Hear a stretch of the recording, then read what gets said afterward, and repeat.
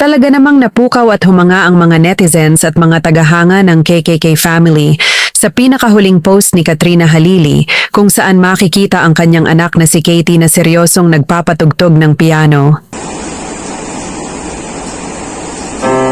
Bago tayo magpatuloy, pakiusap lang po, please like, share, and subscribe.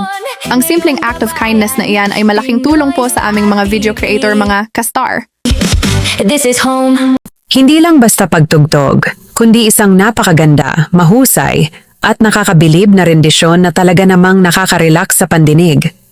At dahil sa tagpong ito, hindi nga natin maiwasang mapaisip at mamangha. Ano-ano nga ba ang mga makabuluhang pagbabagong naganap kay Katie simula noong muling nagkabalikan ng kanyang mga magulang na sina Katrina at Chris Lawrence? Pag-usbong ng nakatagong talento. Ang pagpapakita ni Katie ng husay sa pagtugtog ng organ ay isang makapigil hiningang milestone.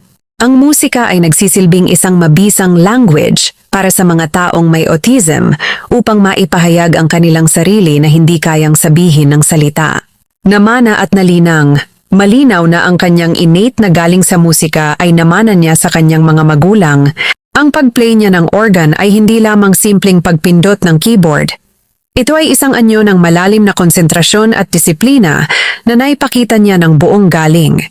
Higit pa sa limitasyon, ang husay na ito ay nagpapatunay na ang autism ay hindi hadlang sa kahusayan.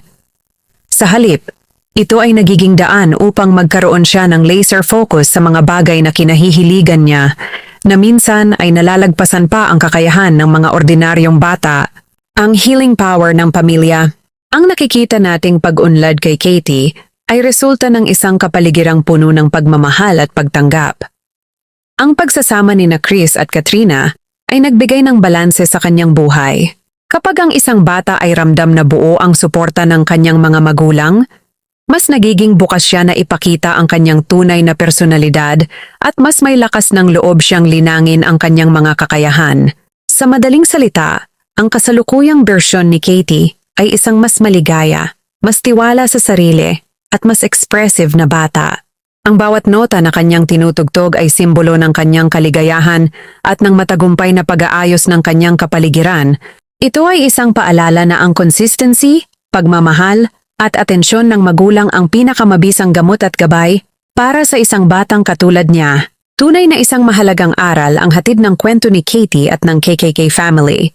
Ipinapakita nito na ang pagbabalikan ng mga magulang at ang kanilang walang sawang suporta ay may dalang milagro, isang positibong puwersa na kayang magbukas ng pinto para sa mga batang nasa autism spectrum. Ang mga improvement na nakikita natin kay Katie ay hindi lamang isang simpleng pag-unlad. Ito ay isang malakas na inspirasyon para sa lahat ng pamilyang may kaparehong sitwasyon. Ipinapaalala nito sa atin na ang bawat bata, anuman ang kanilang kinahaharap, ay may angking galing at talino na naghihintay lamang ng tamang panahon at pagmamahal upang mag-shine. Ang paglalakbay ni Katie ay patunay na may pag-asa at may kinabukasan, na sa tamang paggabay, ang mga may spectrum ay hindi lamang kayang maging produktibo, kundi kaya pa nilang humigit at maging inspirasyon sa marami. Sa huli, ang pagmamahalan sa loob ng tahanan ang pinakamabisang sandata upang baguhin, pagalingin, at i-improve ang buhay ng mga batang tulad ni Katie. Na-inspired ba kayo sa uri ng mga improvements ni Katie dahil kay Mr. at Miss B? Comment your opinion, ka-star. Maraming salamat sa panonood, mga ka-star. Kung nagustuhan ninyo ang video na ito, huwag kalimutang i-like, i-share sa inyong mga kaibigan, at mag-comment ng inyong opinion sa ibaba. At syempre, i-subscribe na rin para lagi kayong updated sa mga susunod nating videos.